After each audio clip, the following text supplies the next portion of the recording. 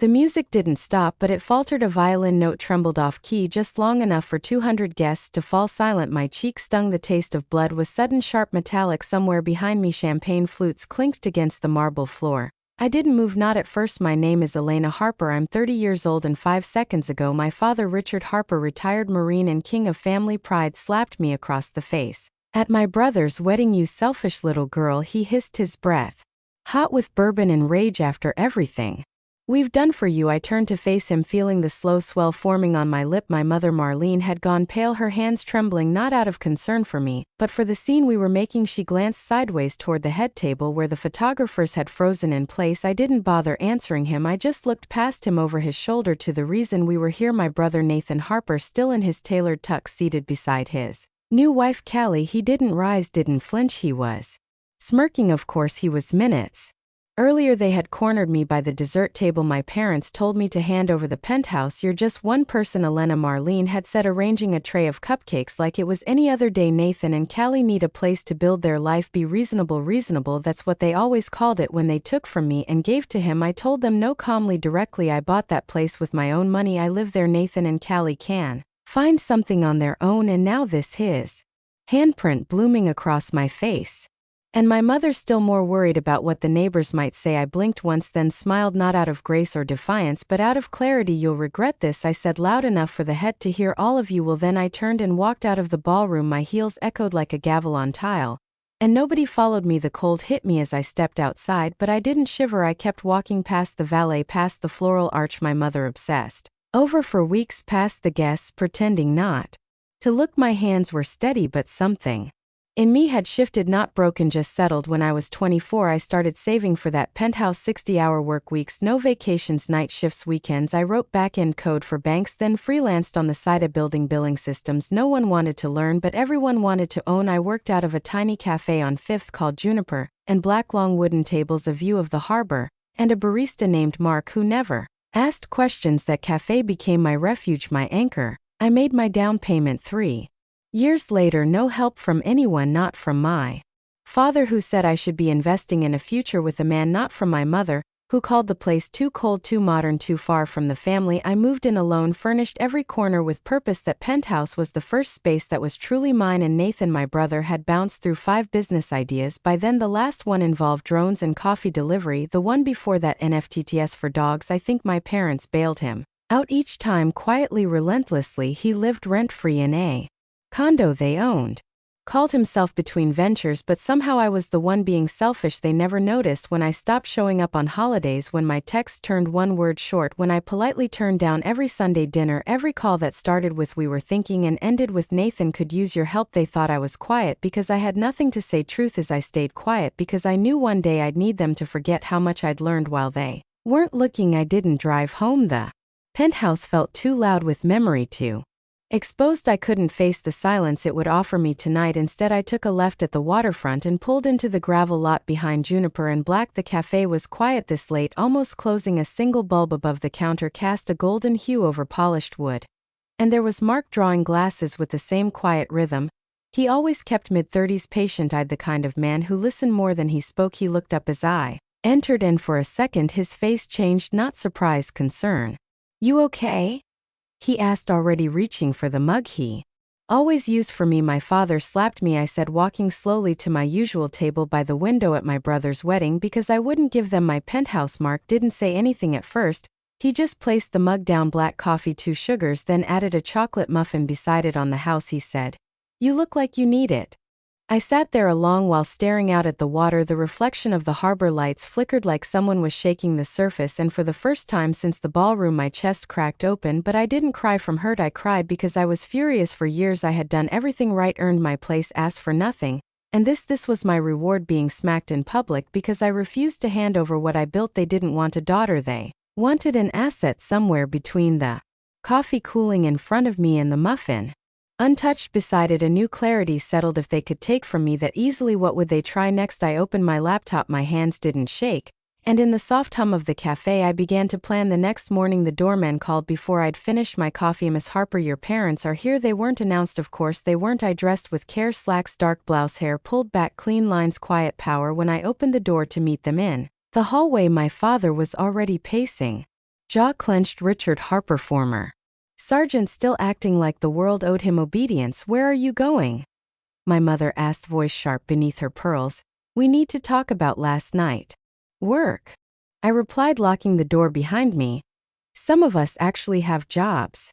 My father stepped in close, grabbing my arm. Don't you take that tone after your behavior yesterday. I pulled away, calm as glass. Touch me again, and I'll call security. He hesitated. I didn't. There are cameras, at the country club, high resolution, multiple angles that stopped him. Marlene, usually so poised, palled visibly. You wouldn't try me. I turned toward the elevator. Oh, and change the locks if you want. It won't matter. Everything valuable is already in secure storage. As the doors slid shut between us, I watched them blink, not angry, confused, like they were just now realizing I wasn't the same girl they used to corner in the kitchen and guilt into giving up weekends, money, silence. This time they didn't follow, and that was their first mistake. I didn't answer their calls, not that day.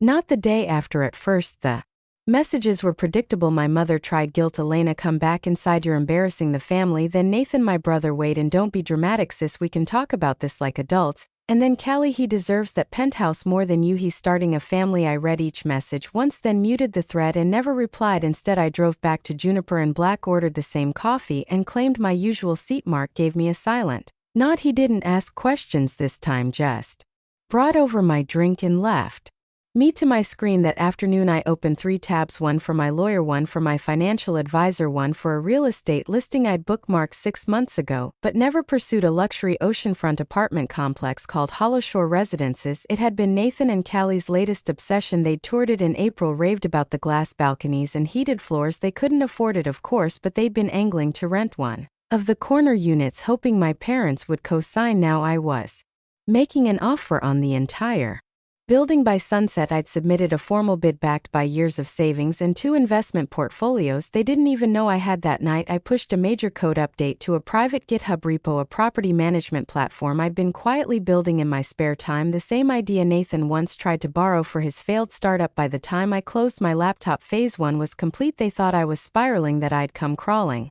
back, but I wasn't unraveling. I was constructing, not revenge, not chaos, a boundary made of brick, fiber cable, and legally binding contracts. They had wanted my home. I was about to show them what I really owned. 10 days passed in silence, not true silence. There were still messages, still calls from blocked numbers and mutual friends with nervous voices. Nathan sent a cousin to check in. Callie posted vague jabs on social media about entitled people who don't support family, but I didn't respond. I was busy by then. The offer on Hollow Shore Residences had been accepted. The paperwork was moving. My lawyer, Rachel Myers, efficient as ever, had flagged every clause. The complex would be mine within the month, but that wasn't the part that kept me up at night. The real rot was deeper. Years ago, when Nathan was launching his now defunct crypto platform Oryx, he came to me for technical advice.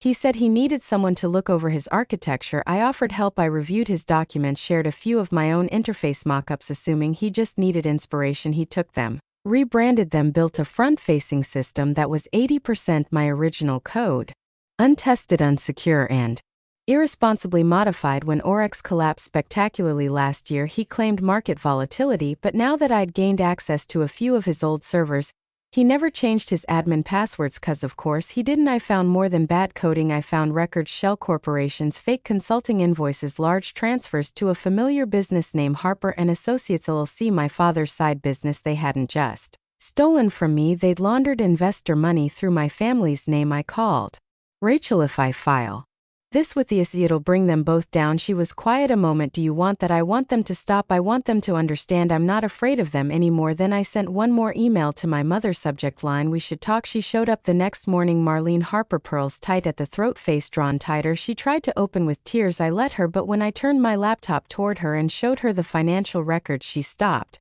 mid-sentence. You don't understand. No, I said, voice steady. You don't. Fraud isn't a mistake, and neither is raising a son who thinks stealing from family is strategy. Her hands trembled in her lap. I closed the laptop. We were just getting started. Marlene sat still for a long time. The tears had stopped, the softness. She walked in with motherly grief. Wounded dignity had vanished. What remained was calculation. She wasn't here to heal, she was here to contain. What do you want, Elena? She asked finally. Her voice was tight, not broken, controlled. I want peace, I said. No more calls, no more flying monkeys, no more social media updates from Callie about how I abandoned the family. She blinked. The penthouse is mine, legally, morally, factually. It's off limits. My finances, my work, my future, off limits. And if we don't agree to that, I looked at her, then really looked at the woman who had always chosen silence over truth, etiquette over protection, who taught me that being a daughter meant knowing when to give up what you loved quietly. With a smile I gave her none of that. Now I have documents that show Dad's involvement in Nathan's fraud. I have server logs, payment trails, names, screenshots, and I have video of him slapping me in a public venue with witnesses. You destroy your own family. She whispered. No, I said. You did that when you told me to give up my home. When Dad raised his hand when Nathan watched and smiled, her face crumpled just slightly, like something inside her had shifted, but not enough to reach her mouth. I closed the laptop gently. The sound echoed more than I expected. I'm not asking for anything unreasonable, I said, standing just distance, just silence. She didn't respond. Just rose, gathered her purse, and walked out. I stood by the window for a long time after, watched her disappear into a black sedan. No slammed doors, no shouted names, only quiet. And for once it belonged to me. 1 week passed, then 2. I didn't hear from Marlene. Richard didn't call. Nathan didn't post, but the silence wasn't peace, it was pressure building behind a dam. The first crack came in an email from my real estate agent. Subject: eviction notice. Processed Unit 14C. Nathan and Callie had stopped paying rent. 2 months delinquent. Ignored notices. Blamed a miscommunication with the leasing office. What they didn't know, what no one in that building knew, was that I was the new owner. The name on their final notice was mine. I didn't gloat, I didn't interfere. I let the process unfold the way it was designed to. Quiet, legal, permanent. They moved out in silence. No Instagram photos, no long goodbye, just one text from Nathan the night they left. Mom told me, what you're doing, you can't prove anything. I stared at the message for a while, then attached a screenshot. Server logs bearing his full name, timestamped, file access, account IDs. I sent it without a word. His reply came minutes later. What do you want? I answered in 3 distance, total distance. No more demands, no more guilt trips disguised as family dinners, no more pretending we were something we hadn't been in years. He tried one last time. You've changed. I looked at the message, then wrote, no. I just stopped pretending. Then I silenced the thread and archived the conversation. That night I walked out onto the penthouse balcony. The city lights were soft, almost kind. I thought of how many years I'd spent trying to be good, useful enough. Now I didn't need to be anything but free. They had tried to take my home and ended up losing their own. It was a Tuesday evening when the knock came, not urgent, not angry, just hesitant. I checked the security camera. Richard Harper standing alone in the hallway, shoulders squared like habit, but his hands kept adjusting his jacket like he didn't know what to do with him. I could have ignored it, but curiosity won. I opened the door but didn't step aside. He looked older than I remembered. His jaw wasn't set like usual. His eyes didn't scan the room like he owned it. 5 minutes, he said. That's all I'm asking. I said nothing, but I didn't close the door either. They're moving back in with us, he said finally. Nathan and Callie couldn't keep the apartment. I know, I replied, voice flat. I own the building. He blinked as if the sentence didn't compute. Then something behind his eyes gave way. You, he said quietly. But how? Because I'm good at what I do, Dad. I always was. You just never noticed. He looked down. The silence between us stretched, not hostile, not awkward, just real. Your mother misses you. We all do. No, I said. You miss having someone to push around, someone to sacrifice for. Nathan, that person doesn't live here anymore. He nodded slowly. I was wrong, he said, about a lot of things. The slap, the way we treated you, covering for Nathan. I've lost everything because of it. It was true. After I showed Marlene what I had, Richard had stepped down from his company's board. The whispers in his circles had started. His clean record no longer clean. I didn't release anything. I said the threat was enough. He looked up, then really looked. You haven't lost everything, I added. You still have your golden child. Isn't that what matters? He exhaled, shaky. We made mistakes. No, I said, you made choices. He reached into his jacket and pulled out an envelope. Your mother wanted you to have this. It's an invitation, her birthday dinner. I took it but didn't open it. I'll think about it. And I closed the door, not loud, not fast, but with finality. I held the envelope for 3 days before I opened it. No note, just cream cardstock with my mother's handwriting, delicate cursive that always looked more like a performance than a signature. Please join us for Marlene Harper's 63rd birthday dinner. Family only. Family. I almost laughed, but I didn't throw it away. The night of the dinner, I arrived late, 15 minutes after everyone had already been seated. I wore black, not dramatic, not mourning, just neutral, present but untouchable. Nathan and Callie sat in the far corner, their clothes once designer, now department store simple. She didn't meet my eye. He barely looked up. My father, Richard, stayed sober. He nodded when I entered. Nothing more. My mother smiled too wide, too quickly, as if the room might shatter if I didn't play along, but I didn't perform. I observed. No one asked me questions, no one gave me orders, and when I left early, quietly, without fanfare, no one followed me. A few months later, I Hosted a dinner of my own. It wasn't in their home, it wasn't family only, it was on my balcony, my penthouse. There was wine, laughter, the sharp scent of roasted garlic, and soft jazz playing low in the background. Mark came, of course, so did Rachel, my lawyer, and Jenna, the real estate agent who helped me secure the building, people who never expected me to give up pieces of myself just to earn space at their table. We toasted as the city lit up beneath us to Elena, Mark said, raising his glass, who turned a slap into an empire. I smiled, not out of victory but out of peace, not silence, not surrender. Choice. They tried to take my home, but instead they gave me my freedom.